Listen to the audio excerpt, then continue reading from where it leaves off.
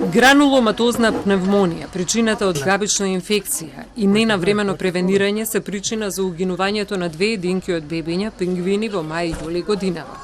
Покажаа наудите по обдукцијата на Факултетот за ветеринарна медицина на барање на зоолошка градина Скопје, дознава Телма. За актуелното раководство на зоолошката градина Скопје, до ова немало да дојде доколку грижата била на повисок степен. Заради ненавремено реагирање и несоодветен третман од страна на ветеринарката Весна Левајковиќ-Трајков, вработена во зоолошката градина во време на раководството на ВМРО ДПМН, за која и покрај тоа што во 2012 година е добиено решение за неуспешност во работењето, истата продолжува со несоодветно постапување и негрижа, за што е поднесена соодветна кривична пријава и врачено решение за отказ од установата, потврдено од страна на управниот одбор на ЗОО Скопје.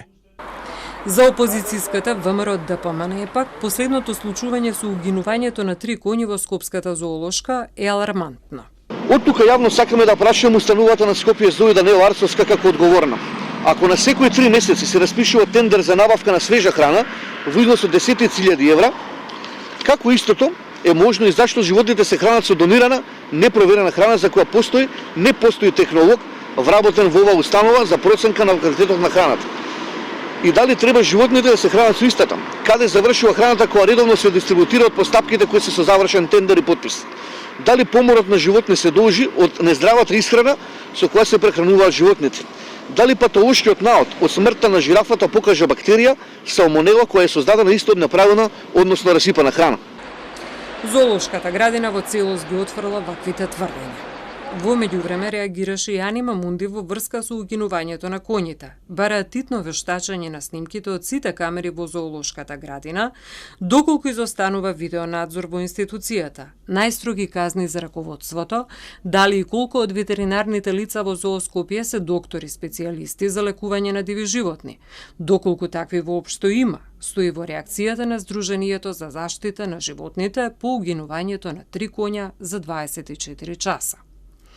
Во зоолошката градина работат 2 лиценцирани доктори по ветерина и дополнително се соработува со 2 ветеринарни болници со цел надминување на несериозниот однос за ветеринарната грижа во изминатата деценија, велат од надлежната институција. Според Анима Мунди, неприфатливо е ретки животни на раб на истребување безумно да завршат во субстандардна зоолошка во Македонија, која патем го загуби и кандидатскиот статус за членство на Европската асоциација на зоолошки градини и аквариуми. Во 2021 година Скопската зоолошка градина за прв пат од своето основање доби пингвини.